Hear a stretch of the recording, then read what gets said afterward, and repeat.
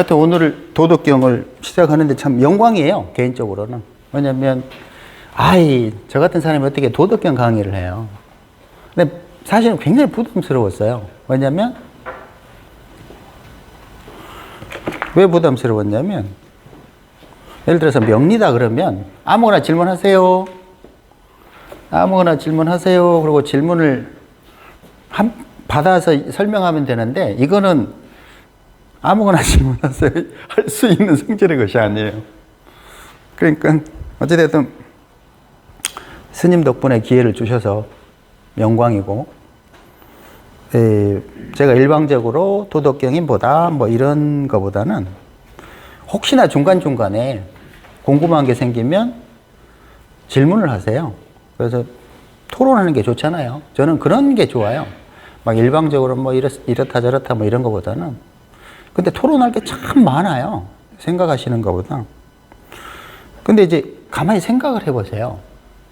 도덕경의 모습은 정말로 다양하지 않아요? 도덕경이 진짜 어려운 책이고 하는 이해가 어려운 이유는 뭐냐면 사람들이 보는 각도에 따라서 도덕경의 표현을 전혀 달리해요. 예를 들어 어떤 사람은 정치서, 병법서, 뭐 양생, 뭐 도교, 뭐 교양, 뭐 또 뭐 있어요? 철학, 뭐 종교, 뭐 엄청났죠, 그죠? 왜 그렇죠? 왜 도덕경에 대해서는 유별나게 그렇게 다양한 각도가 존재하죠? 이해가 되세요? 왜 그러는지? 그거를 이해를 해야만 돼요. 도대체 왜 도덕경은 왜 그렇게 많은 다양한 각도가 있을까? 존재할까? 그러니까 달리 표현하면 도덕경은 난해한 책이란 뜻이에요. 난해한 책. 우리가 왜 난해한 책인지도 이해를 해야 돼요. 아니, 난해하지 않았다면 뭐 벌써 다들 이해를 했겠죠. 그죠? 노자가 답답해. 왜 내 책을 불초하다고 그러지? 이런 얘기도 안 했겠죠. 67장, 70장 이런 얘기 나와요. 답답해 죽겠다고. 그러니까 사람들이 자기를 이해를 못 하는 거지. 사람마다 다 각기, 이거 문 닫아버려야 되는 거 아니에요? 사람마다 다 각기 다르게 그 도덕경을 이해하는데, 저 또한 도덕경을 저 나름대로 이해를 해요. 그게 뭐냐면, 제가 보는 도덕경은 이런 거예요.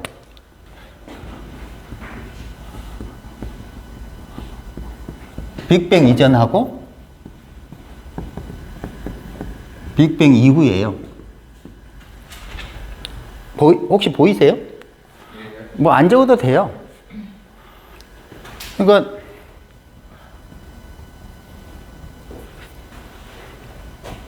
아마도 빅뱅 이전에서 빅뱅 이후를 설명했다고 그러면 이상하게 들릴 수도 있어요. 왜냐하면 기존의 책들은 이런 내용들이 아니잖아요. 주로 무슨 정치, 병법, 군대, 아니면 교양, 철학, 이런 식의 관점으로 도덕경을 이해했기 때문에 빅뱅 이전, 이후, 이렇게 얘기를 하면, 무슨 도덕경이 그런 내용이지? 이럴 수 있죠. 근데 왜 그러는지는 이제 조금 이따 보면 알아요. 근데 노자는 도덕경에서 어떤 식으로 썼다고 생각을 하냐면, 빅뱅 이후에서 이후를 하고, 이전에서 이후를 설명하고, 그 다음에 이전과 이후 상황에서 어떤 교훈, 그러니까 쉽게 말하면 배울 점을 뽑아내요. 그 다음에 그거를 어떻게 살라고, 국민하고 개인에게 어떻게 살라고 설명을 해줘요. 소위 말하는 그게 도죠. 그러니까 도덕경을 배우고 나서, 도덕경을 이해하고 나서, 이해하려면 도의 개념을 이해해야 되는데, 이 도의 개념을 이해하려면 다시 빅뱅 이전과 이후로 돌아갈 수밖에 없다, 이런 말이에요. 그러니까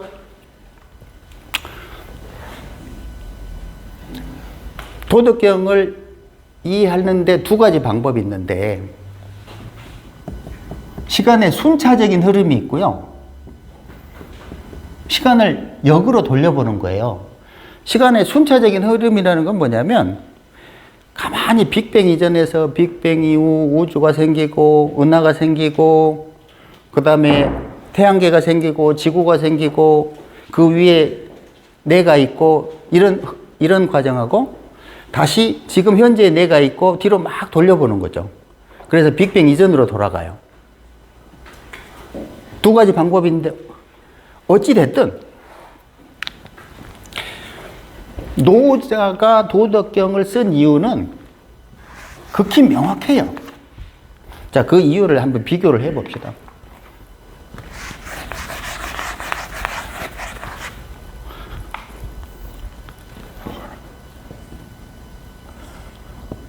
칸을 이렇게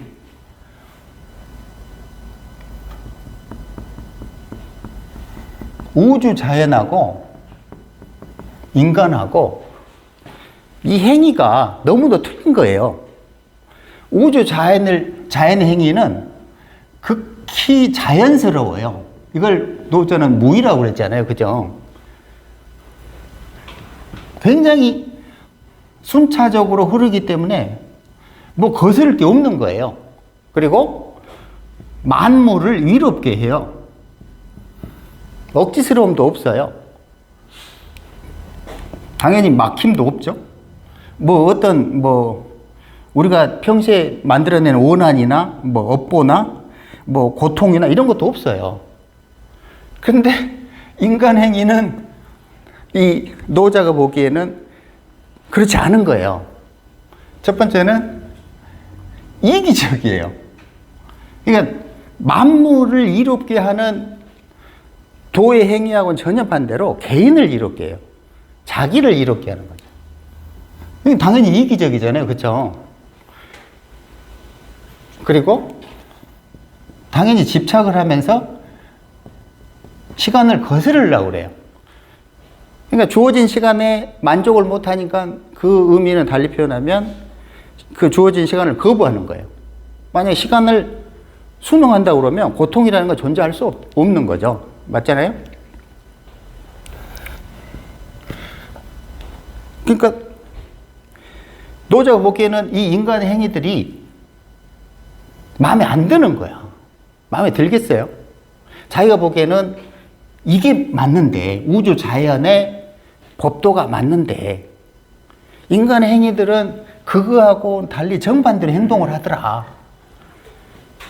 그럼 이걸 도대체 어떤 식으로 설명을 해야 사람들이 소위 말하는 유의에서 무의로 옮겨갈 수 있을까? 생각을 했을 거 아니에요. 유의에서 무의로 옮겨갈 수 있는 그 방법에 대해서 쓴 책이 도덕경이에요. 그걸 명칭을 도라는 명칭으로 설명을 한 거예요. 여기까지 이해되세요? 근데 웃기는 거는 우리가 도덕경을 이해하기 어려운 이유는 인간이 추구하는 거하고 노자가 말하는 우주 자연에서 자연이 하는 행위하고 너무 틀려서 그래요. 생각을 해봐요. 우리는 이 사업을 하려고 그러면, 돈을 벌려고 그러면 경쟁을 해야 되고 다퉈야 되고 문제를 어떤 식으로든 해결하고 이래야 되잖아요. 그죠? 그런데 노자가 설명하는 도는 그런 거를 용납하지 않아요. 무의이기 때문에. 그럼 여기에서 충돌이 일어날 수밖에 없잖아요. 그러니까 우리가 아무리 노자의 주장을 이해하려고 해도 이해하기 어려운 거예요. 그게 뜬구름처럼 느껴져요. 쟤 도대체 무슨 말을 하는 거지? 하지만 그런데 예를 들어서 아까 누구랑 했는데 이런 식의 공부하면 좀 쉽게 이제 접근이 돼요. 예를 들어서 여기 사주팔자가 있어요. 사주팔자가 70억 인구라고 칩시다. 그럼 사주팔자 70억 인구를 다 보면 사주팔자를 잘 볼까요? 그렇지 또 않아요. 왜냐하면 사주팔자에서만 머물러서 그래요. 근데 만약에 이쪽 밖에서 사주팔자를 보는 눈을 확장시킬 수 있는 그런 공부를 한 다음에 사주를 보면 이게 훨씬 쉬워져요. 그렇죠? 근데 도덕경도 마찬가지예요. 이 도덕경만 계속 쳐다보면 더 이상 안 나와요. 나올 수가 없어요.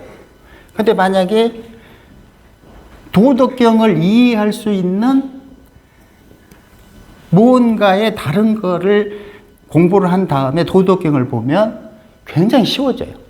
오늘은 이제 그런 얘기 하려고 하는 거예요.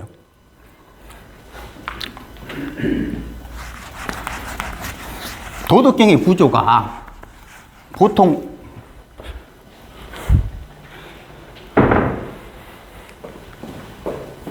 뒤로 도망가지 말고 빈자리 여기 가까운 데 앉아요.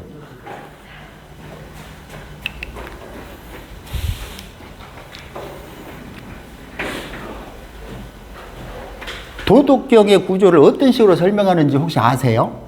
보통 1장에서 37, 38에서 81 이렇게 나눠서 설명해요. 그죠?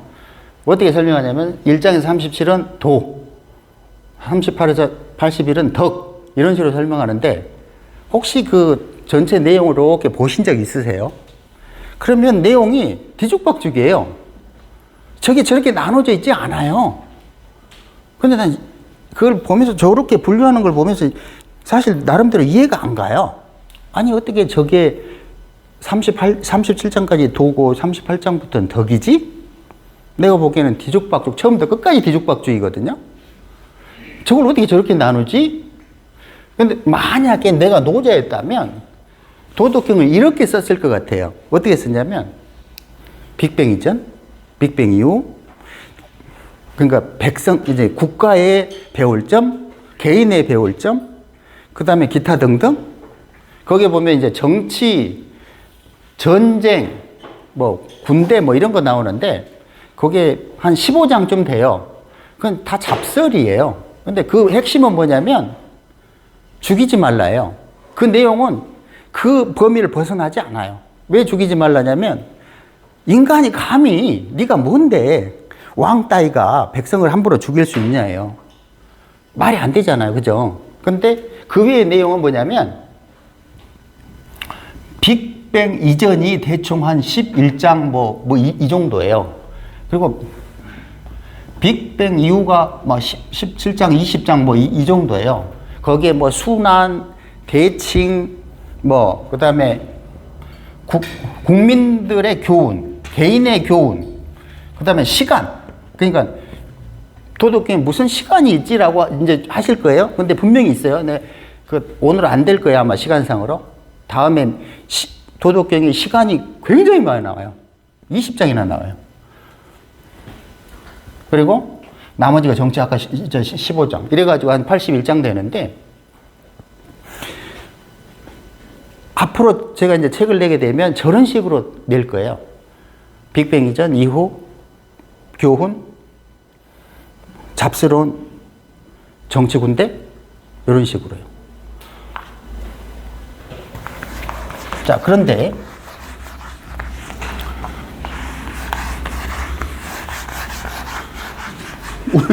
문제는 이제 그 도덕경이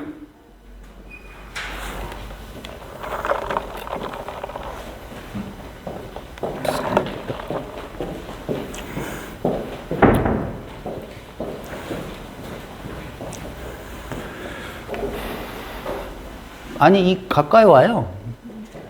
들려요?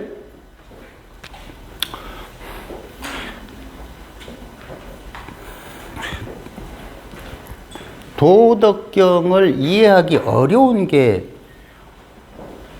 왜 어렵다고 생각을 하세요? 혹시 이런 생각 해보신 적 있어요? 도덕경을 이해하는 게 왜 어려울까?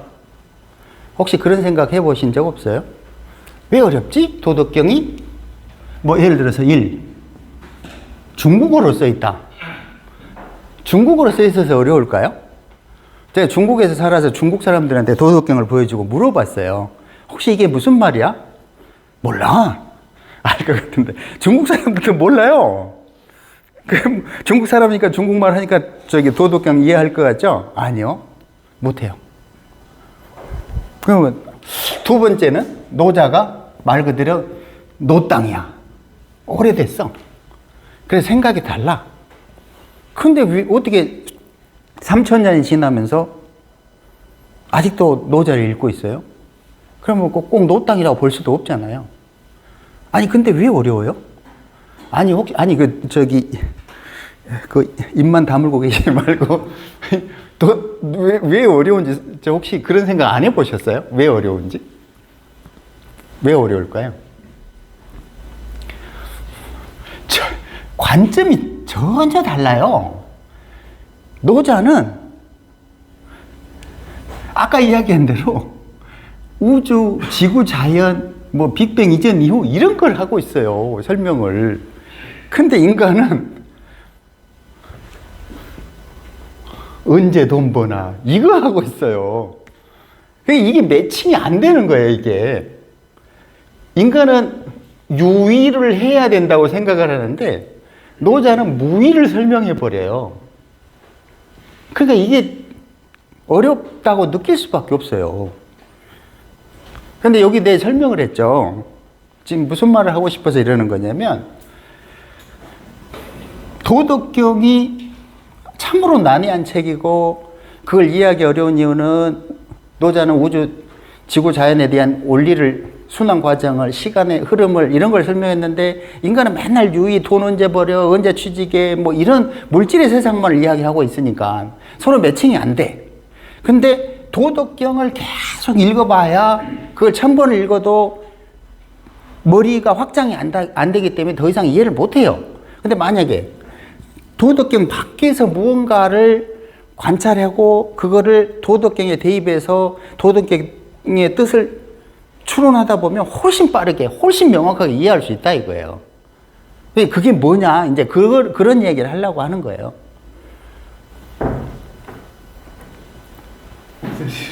사진 몇 분만 찍어 볼게요. 아니, 저는 안 찍어도 돼요. 이좀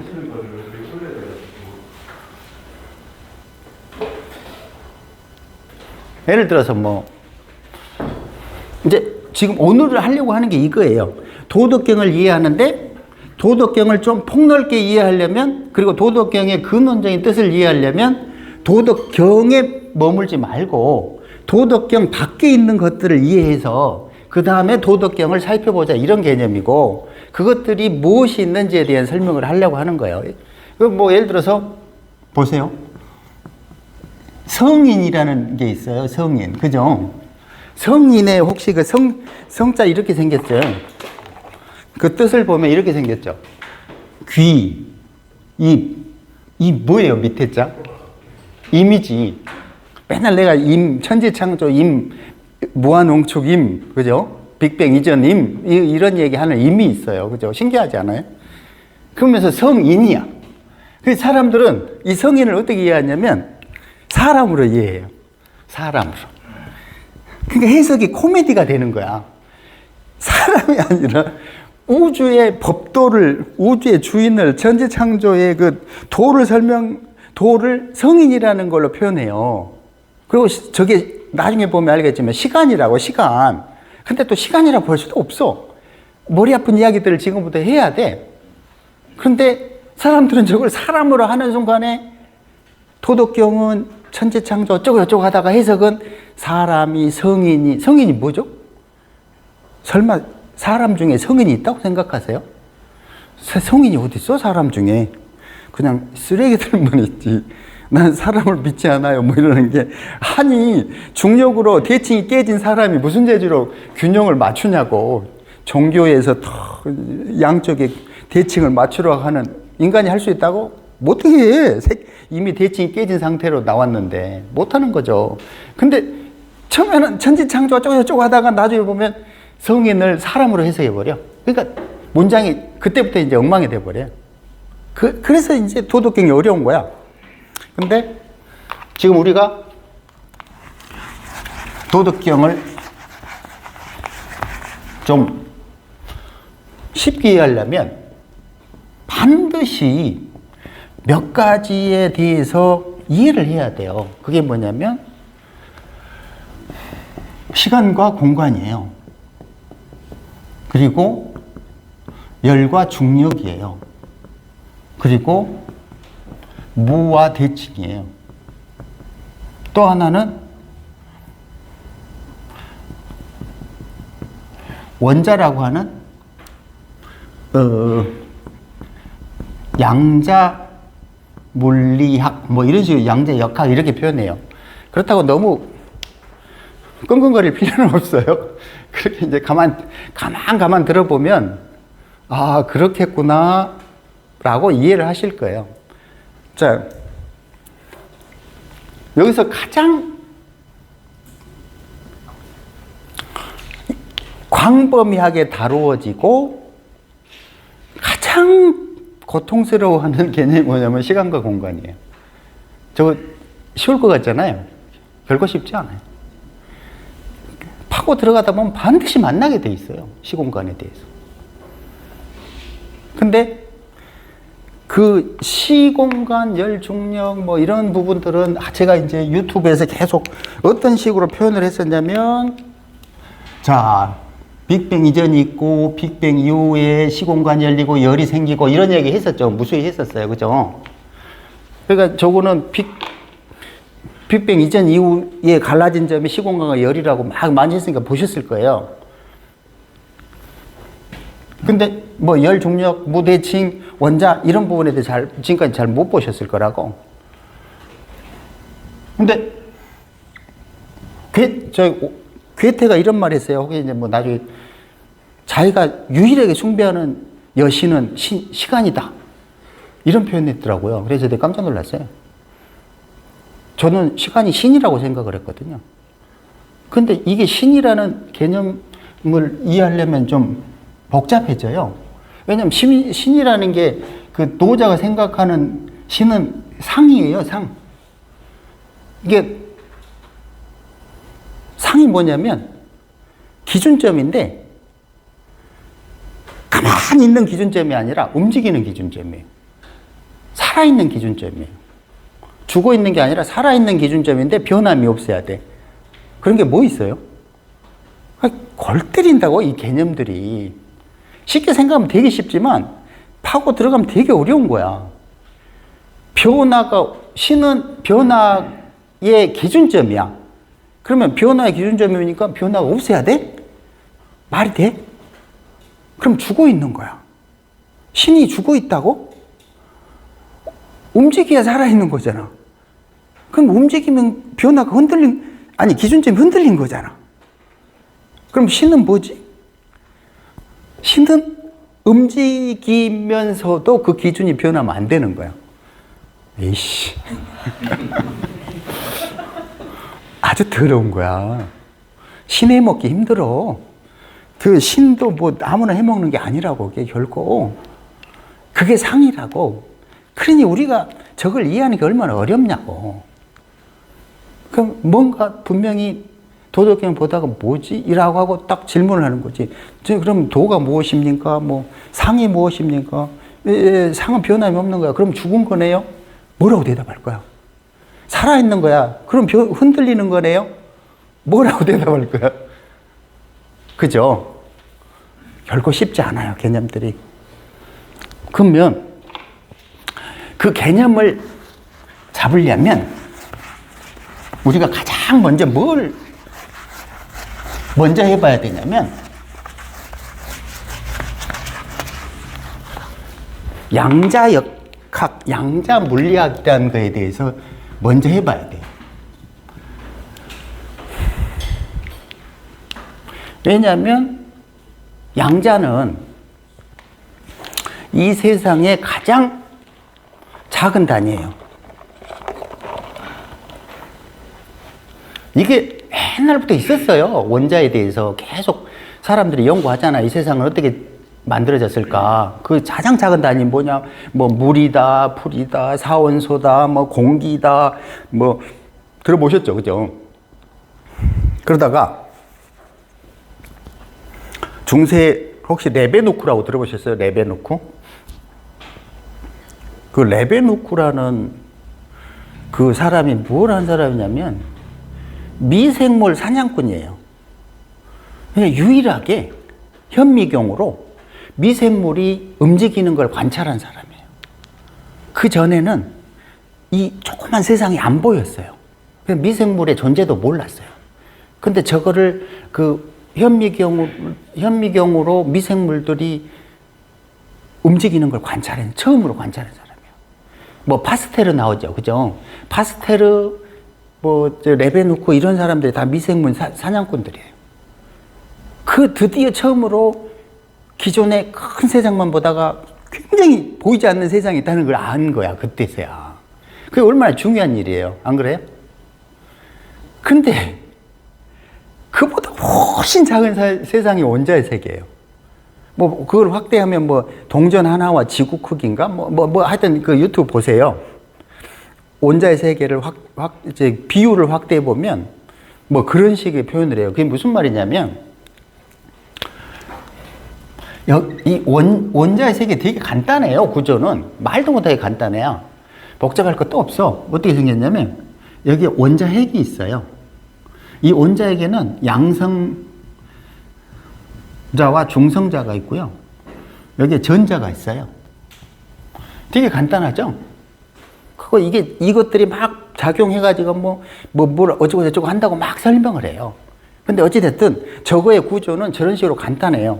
보면 양성자는 플러스고 전자는 마이너스고 중성자는 그냥 중성자니까 또 이게 마치 정임계처럼 보여요. 그죠? 설명이 어찌 됐든 간에 이제 한번 보시고, 근데 중요한 거는 이 원자핵은 질량이 크고 대부분을 차지하고 이 전자는 요 멀리 있는데 요 거리가 뭐 동전 하나에 뭐 동전을 비유하면 뭐 여기서부터 뭐 포항 저기 뭐 서울까지고 뭐 이런 얘기 한다고. 그러면 가만히 생각을 해보세요. 좋다 이거지. 이 전자와 원자핵 사이에 뭐가 있는 거예요? 빈 공간, 진공 뭐 이런 게 있다고 해요.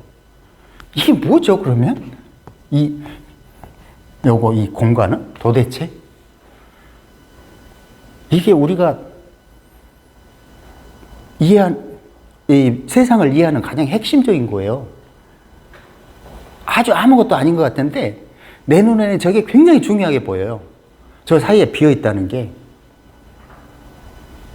이게 공이라는 단어, 허라는 단어, 무라는 단어, 충이라는 단어, 반, 복, 그다음 뭐 기타 등등 수많은 의미들을 이해하는 첫걸음이에요. 여기 비어 있다고요. 70억 인구의 진공을 다 빼면 뭐가 남는다고 그래요? 사과 한 톨 남는다고 그러잖아요. 그만큼 진공이. 근데 이게 도대체 이 속에 뭐가 있는지 모르지만 양자를 뭐라고 설명하냐면 홍길동이라고 그래요. 홍길동. 얘는 어디로 튈지 몰라. 입자가 됐다, 파동이 됐다, 뭐 도대체가 뭐 동시다발적으로 튀지, 불확정으로 튀지. 이게 뭐 하는 행동이 우리가 예측이 불가능해. 아니, 이거 엄청나게 중요한 얘기죠. 왜 이게 중요하죠? 세상을 이해하는 가장 기본 단위예요. 이걸 이해해야 지금의 세상을 이해하죠. 그리고 이걸 이해해야 도덕경을 이해해요. 분명히 나와요. 조금 나중에 보면. 그러니까 우리가 허, 충, 무, 공, 상, 형, 물질계, 색계, 공계 이런 걸 이해하는 과정에 양자의 저 구조를 이해를 해야 되는데 중간에 이런 텅 빈 게 있다. 두 번째, 그러면 저것들이 가만히 있냐? 아니죠. 지금 이야기했잖아요. 불확정, 이거 지가 어디로 튈지 모르고 지멋대로 홍길동이고. 자, 그러면 이것하고 인간의 구조나 본성하고 동일해요, 달라요? 혹시 생각을 안 해보셨겠지만 지금 한번 생각을 해봐요. 지금 저 양자 세계하고 그 인간의 본성하고 같을까요? 틀릴까요? 똑같지 않아요? 아니, 가장 작은 단위가 저렇게 생겨먹었으니까 인간도 마찬가지 저렇게 생겼어야 되잖아요. 안 그래요? 맞죠? 그럼 인간은 과연 평온할 수 있을까요? 있어요? 근데 평온할 수 있다라고 주장하는 사람들이 있잖아요. 그죠? 종교에서는 그렇게 얘기해요. 평온할 수 있다고. 근데 거짓말을 못 쳐, 이제. 왜냐면 원자 세계에서는 이미 난리 부르스를 치고 있어. 그런데 무슨 죄로 평온해? 예를 들어서 원자 세계가 어딘가가 안정돼 있으면 그런 말 해도 상관이 없지만 원자 세계가 이미 개판인데, 표현이 제가 좀 거칠더라도 이해를 해주세요. 그러다 욕 안 하는 것도 다행이죠, 그죠? 근데 노자는 재밌게도 무 이런 것도 얘기하지만 충이라고 표현해요. 충기이화라든지, 물론 뭐 무유이, 무관 뭐 이런 표현도 있는데 무도 있고, 근데 도충 이런 것도 있을 거예요. 제가 노자를 대단하다고 하는 이유는 저런 것 때문이에요. 근데 저 충을 어떻게 해석하는지 아세요, 혹시? 비었다라고 생각해요. 비었다. 안 그래요? 이게 비었어요? 비었다라는 것과 살아 움직이는 것과는 개념이 전혀 틀린 거예요. 그럼 살아 움직일 수 있는 이유는 무엇 때문이죠? 여기 원자핵과 전자가 충돌하면서 빛이 나오고, 빛 나온다잖아요. 이게 충돌 전자 세계에서, 원자 세계에서. 왜 빛이 나오지? 막 전기 자기가 충돌하니까 하잖아요. 가만히 있는 게 아니라 1초에 36,000번 움직인대잖아요. 그러니까 인간의 번뇌가 36,000번이라 1초에. 그냥 우리가 좀 둔감해서 1초에 한두 개 정도만 생각해 보면 36,000번을, 생체 전기가 그렇다고 그러잖아요. 신기하죠, 그죠? 그러니까 양자를 이해할 수밖에 없는, 근데 사람들은 뭘 주로 보냐면 그냥 이런 구조만 보려고 있어요. 양자가 이렇게 생겨 먹었다 이런 것만 연구하고 있다고. 근데 우리가 연구해야 될 거는 그렇게 생겨 먹었다가 아니야. 우리는 물리학자가 아니기 때문에 저게 무슨 작용을 하는지를 이해를 해야 돼요. 그것도 가장 작은 단위가 어떻게 생겼고 그것이 현재 나라는 걸 이해를 하셔야 된다고. 그러니까 인간은 어떻게? 엄청나게 촐싹거리는 존재예요. 절대로 안정될 수 없는 존재라고. 그걸 인정을 해야 돼요. 무슨 평온을 찾아. 그러면 이게 이제 빅뱅 이후인데, 자, 빅뱅 이전에는 안정돼 있을까요? 혹시 스티븐 호킹이 빅뱅 이전에는 뭐가 없다고 그랬어요? 시공간이 없다고 그랬어요. 그죠? 혹시 강의가 혹시 너무 괴롭나요? 막 고통스러운 거 아니에요? 표정들이 그냥 막 머리가 뽀개지는 듯한 그거 아니죠? 그죠? 아니, 그러니까 제가 아는 한도 내에서 쉽게 설명하려고 노력하는 거예요. 이게 하나의 주제만 가지고도 평생을 가야 되는 것들이에요. 근데 그런 주제를 저거 지금 다 시간, 공간, 열, 중력, 무, 대칭, 원자 이걸 설명하는 거예요. 근데 저걸 이해하잖아요. 도덕경이 갑자기 확 쉬워져 버려요. 그 어렵다고 느꼈던 도덕경이 그냥 쉬워져 버린다니까? 근데 증명을 할게요. 근데 빅뱅 이전에는 그러면 시공간이 없다고 그랬어요. 신공간이 없다는 거는 뭐가 없다는 건 줄 아세요? 움직임과 변화가 없다는 뜻이에요. 그죠? 그럼 살아있는 거야? 죽어있는 거야? 죽어있는 거야. 신이 우주를 창조했어? 그러니까 말이 안 돼버려. 죽어있는데 어떻게 창조해? 너 어디서 왔니? 이러면 할 말이 없잖아. 여기도 살아있어야 신이나. 그렇잖아. 이게 아무것도 없고 움직임이 없다면 무슨 재주로 이게 신이 우주를 창조하냐 이거지. 아무것도 없다면. 그 죽어있다면. 비활성이라면 뭘 만들어내? 죽어있는데. 말이 안 되잖아. 근데 노자는 이렇게 말 안 해. 뭐라고 표현하는지 아세요? 유물혼성 선천지생 이래요. 우리 다 한문 잘 모르니까 한글로 쓸게요. 책 보세요. 유물혼성 선천지생 이게 뭐예요? 어떤 물건이 섞여 있는데 천지가 생기기 전에 먼저 있었어요. 천지는 빅뱅 이후라고 칩시다. 그럼 빅뱅 이전에 유물혼성이에요. 유물혼성은 죽어 있어요. 그러니까 양념반 후라이드 반의 태극 문양을 저는 별로 안 좋아해요. 왜냐면 그건 죽어 있어요. 아니 이게 태극이 이렇겠지만 뭐 이게 절반은 좀 모양이 그렇지만 뭐 얘를 이렇게 칩시다. 이건 모양이 좀 재수없지 않아요? 어떻게 이렇게 딱 갈라지냐고. 이 노자 설명 이거야. 이거 막 전쟁 그 속에서 전쟁을 치르고 있는 모양이야. 그러니까 저런 안정된 세상은 존재하지 않는 거야. 이제 나중에 내용을 보면 알겠지만 유물혼성 천천지생이 막 뒤가 그것들이 막 세계가 마구 섞여가지고 인간이 알지 못하는 마구 충동질한다고 그런 표현을 한다고.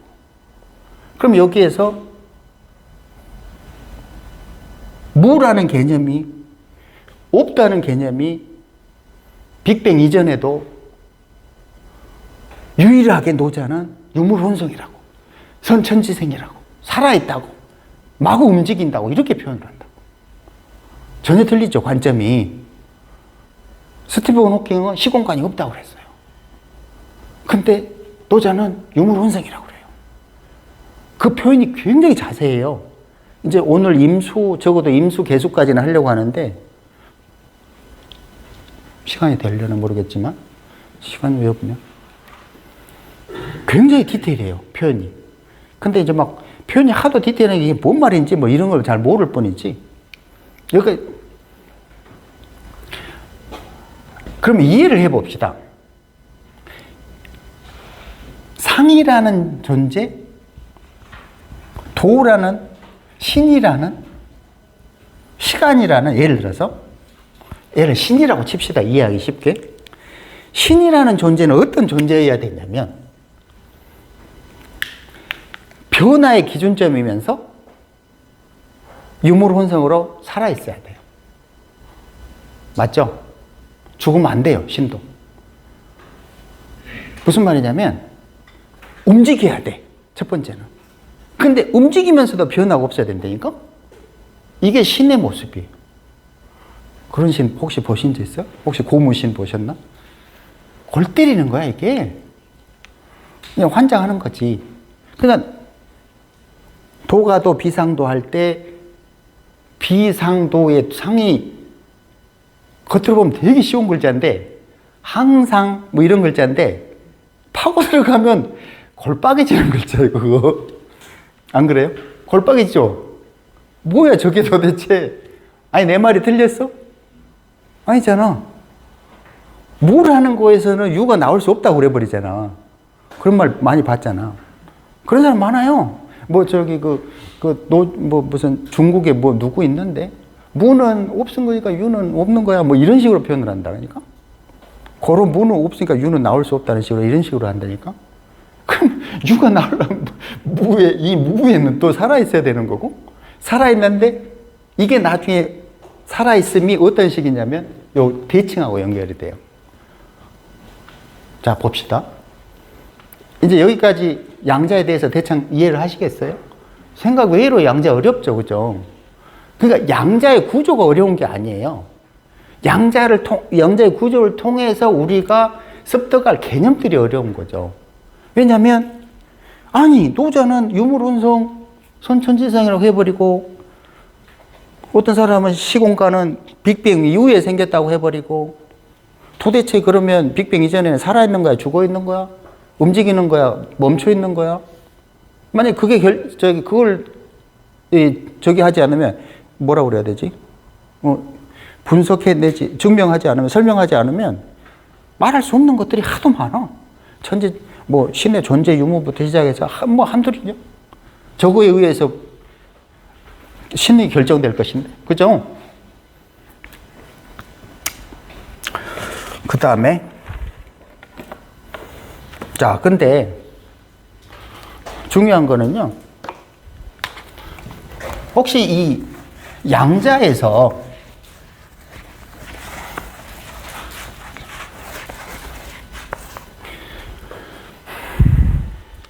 양자역학에서 핵심이 뭐라고 생각되세요? 원자핵, 전자, 뒤죽박죽, 불확정성, 입자파동이 지멋대로 움직이고 어디로 튈지 모르고. 그거의 핵심은 뭐냐면요.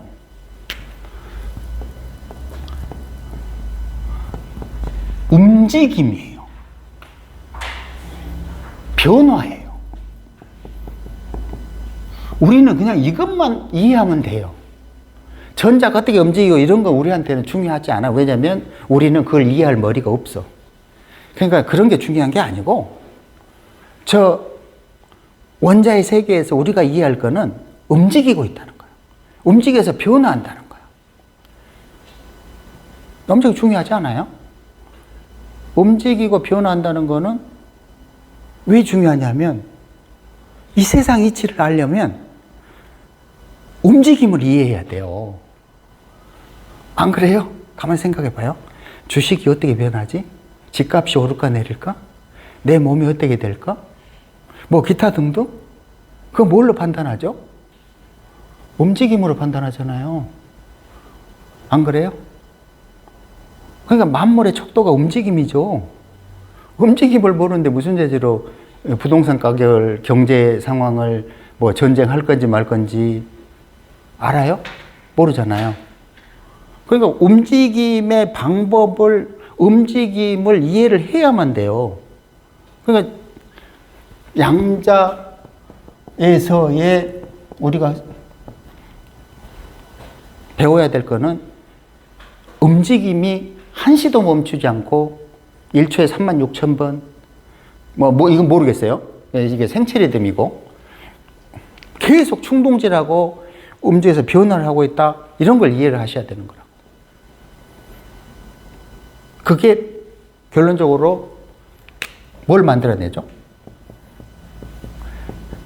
우리가 사는 새끼를 만들어내니까 그렇죠. 그죠? 맞죠?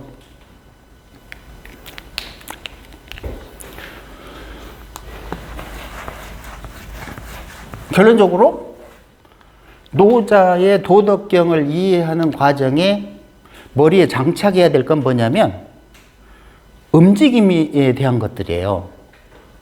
근데 왜 그러냐면 예를 들어서 도충이라고 표현했을 때 충이라는 개념을 비어있다라고 하는 건 굉장히 무식한 거야. 그래서 어쨌는데 비어서 움직인다는 거야, 죽어있다는 거야, 아니면 어쩐다는 거야. 근데 지금 제가 설명은 움직이니까 변화한다는 거잖아요. 그죠? 그러니까 핵심은 변화하는 거야. 우리는 절대로 멈추지도 못하고 계속 변화하는 거야. 그 변화를 통해서 세상이 어떻게 변화하는 걸 읽어낼 거라고. 원자의 구조에서는 그걸 이해하면 됐어요. 근데 원자가 그렇다 치더라도 원자가 어떻게 움직일까를 알 수 있어요? 혹시? 현미경으로 볼까요? 현미경으로 봐도 안 보인대요. 그럼 뭘로 봐야 돼요? 마음으로 이렇게 쭈그러앉아서 돌을 닦고 있으면 보일까요? 뭘로 볼까요? 응? 그러니까 이 원자를 아니, 원자를 이해하려고 그러면 그 외의 것들이 또 이해가 돼야 돼요. 그러니까 무슨 말이냐면 원자의 움직임을 이해하려면 그 외의 것들을 이해해야만 원자의 움직임을 이해해요. 왜냐하면 우리는 원자를 모르니까. 얘가 어떻게 튀어가고 어떻게 막 변화를 일으킬지를 모르니까. 그러면 그거를 이해하려면 시간과 공간이 또 들어가야 돼요. 시공간에 대한 개념을 이해를 해야 돼요. 그러면 시간이 뭐예요? 라고 물으면 뭐라고 하실 거예요? 마치 신이 뭐예요? 이 말하고 비슷해요. 그러니까 아까 이야기했죠. 니체가 내가 유일하게 숭배하는 여신은 시간이다. 나도 내가 명리학을 혹은 도덕경을 공부하는 과정에 생각했던 거는 시간이 신이구나 이런 생각을 했어요. 그렇게밖에 안 돼요. 왜 그렇게밖에 안 되냐면 변화하는 과정을 읽어낼 수 있는 방법이 뭔가 있어야 되죠. 그죠? 혹시 그게 뭐라고 생각하세요? 시간 말고 더 있어요? 그러면 이제 중요한 거는 뭐가 되냐면 사실은 시간이 신이 되려면 시간 또한 항상이어야 돼요. 변화하면서도 변화하면 안 돼요. 머리 아파져요. 그죠? 그러면 시간은 신이 안 될 가능성이 되게 많아요. 그건 나중에 좀 이제 시공간을 묶어서 설명을 해 볼게요. 근데 시간은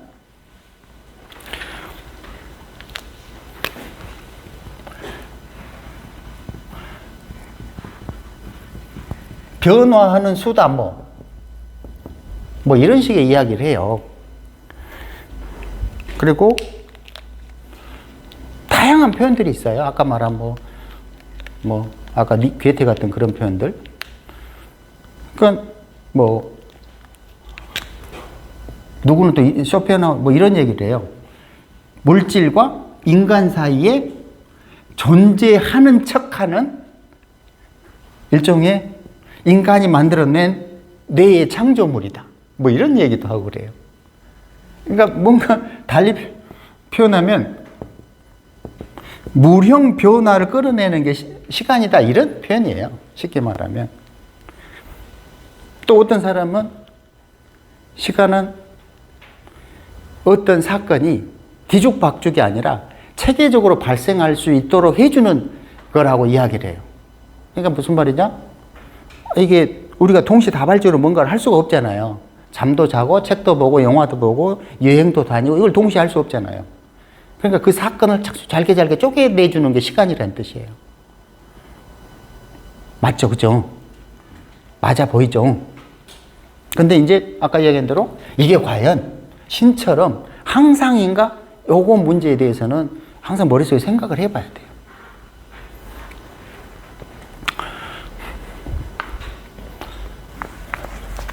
근데 이제 우리가 생각하는 그 시간은 어디서 왔어요?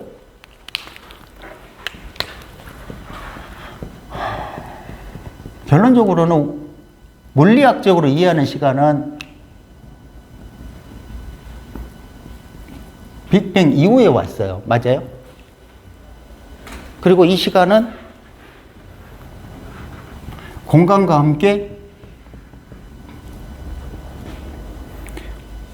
지금 얘기했던 움직임과 변화를 분석하는 척도가 돼요.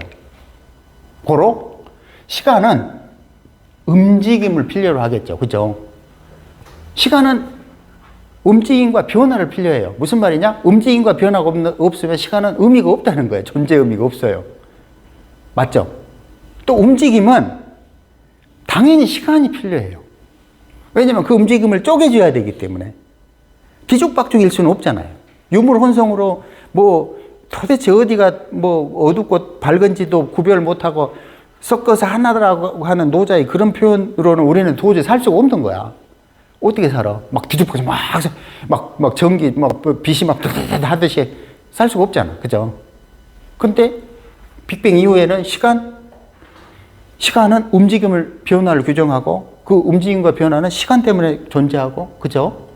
근데 움직이는 과 시간은 뭐가 필요하죠? 또 공간이 필요해요. 또 공간이 없으면 그 변화의 표상을 읽어낼 수가 없어.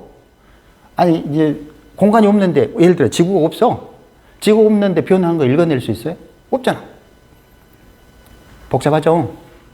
그러니까 시간, 공간이, 이게 왜 복잡하냐면, 또 어떤 사람은 시간이 흐르지 않는다, 이래. 그럼 시간이 흐르지 않는다 그러면, 그럼 공간도 없는 거야? 또 이렇게 돼요. 왜냐면 시공간은 하나라고 해버리잖아. 그죠? 이게 겉으로 보면 쉬운 것 같은데 복잡한 문제들이 한두 개가 아니에요. 자, 근데 어찌됐든 시간을 기억할 때 뭐라고 기억을 해야 되냐면 시간은 움직임과 변화를 판단하는 수단이다. 하지만 역으로 마찬가지 움직임 변화도 시간을 필요로 한다. 그러니까 뭐 이렇게 보나 저렇게 보나 자연에서 변화하는 과정, 무령 변화를 보고 시간이 존재하는 것을 인지하는 거나 시간이 흘러가니까 무령이 변화한다라고 인지하는 거나 어느 거나 그거는 자유지. 하지만 그 변화 과정에 두 과정에 반드시 공간도 개입된다. 근데 공간의 개념이 아인슈타인은 뭐라고 그러냐면 에너지가 많이 집중되면 뭐가 되는 거예요? 공간, 물질, 공간 이런 식으로 돼버리죠. 그죠? 근데 에너지가 퍼져 있으면 그러니까 집중 안 되면 어떻게 되죠? 물질이 아니라고 그래요. 그죠? 우리는. 맞잖아요. 그러니까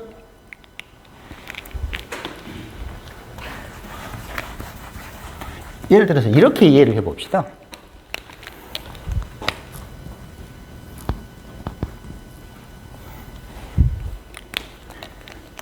이렇게 이해하는 게 제일 빠를 것 같아. 지구가 두 개가 있어요. 하나의 지구는 1년에 365일이에요. 그리고 하루가 24시간이야. 근데 다른 하나의 지구는 36.5일이고 240시간이야. 그죠? 맞아요? 비율대로 따지면 그죠? 근데 우리는 365일 24시간 60갑자의 세상을 살아요. 근데 만약에 36.5일에 240시간인 지구에 살면 60갑자가 어떻게 돼요? 6갑자가 돼요. 6갑자. 그죠? 맞아요? 갑자기 6갑자가 돼버리네. 얼마나 지루할까. 저기서 하루 살기가 너무 힘들 것 같아. 240시간을 하루 이렇게 아침에서 밤까지 지나려면 240시간을 지나야 돼. 고통스럽지 않을까? 자살률 굉장히 높을 것 같아. 지루해가지고. 근데 만약에 내가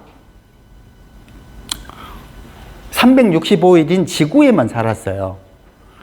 그러면 우리는 365일 24시간의 지구가 정답이라고 생각하면 살 거 아니라고. 그런 세상만 있다라고 생각을 할 거야. 맞죠?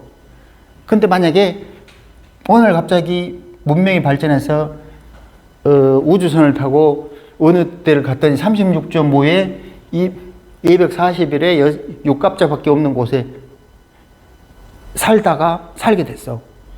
그러면 그 사람이 돌아오든 말든 간에 그때서야 우리가 봤던 세상이 정답이 아니구나 이렇게 할 거 아니라고.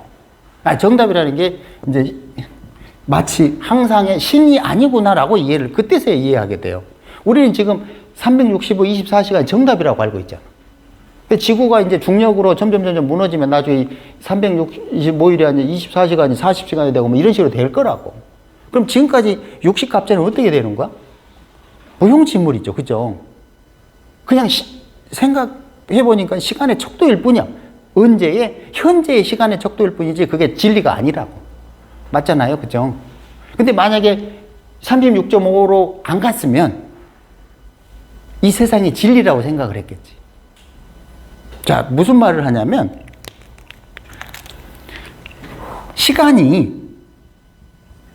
지구라는 공간을 규정했어요.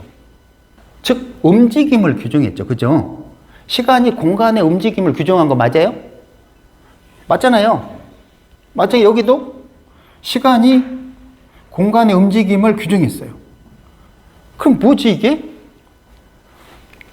시간과 공간은 따로 놀 줄 알았는데 시공간이 묶여 있다는 뜻이 돼버려요. 다른 게 아니잖아요. 안 그래요? 아, 저 고통스러운 표정들. 어디가 고통스러우세요? 질문을 하세요. 아니, 질문을 해봐요. 혹시나 이해가 안 되는 부분이. 학자들은 시간을 네? 공간의 움직임, 이동으로 이야기를 하더라고요. 어떻게 해요?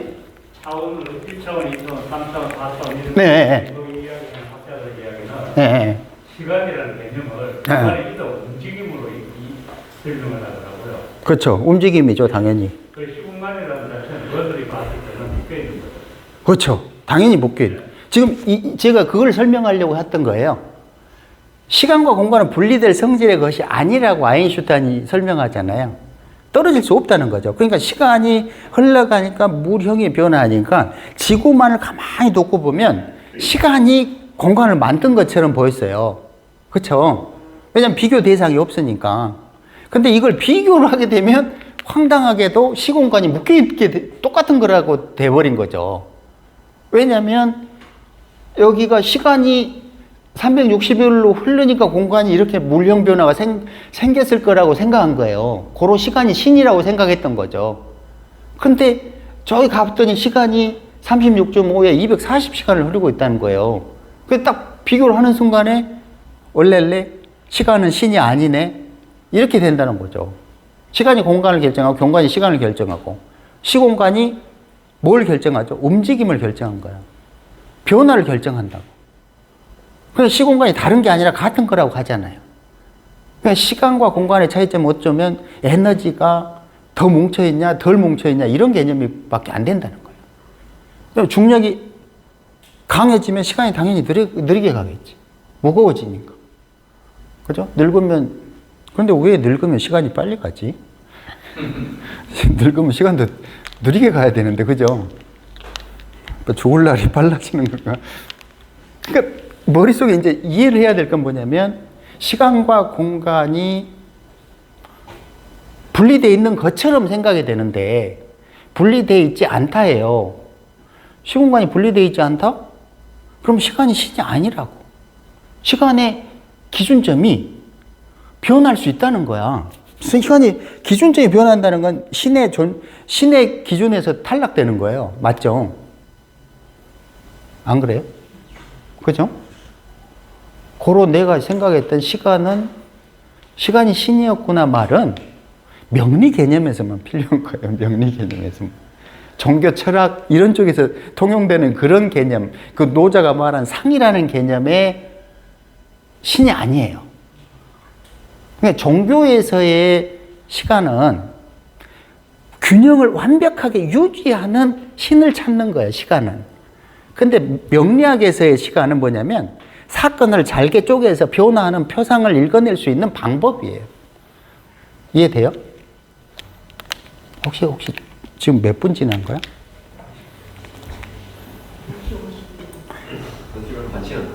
1시간? 아, 좀 쉴까요?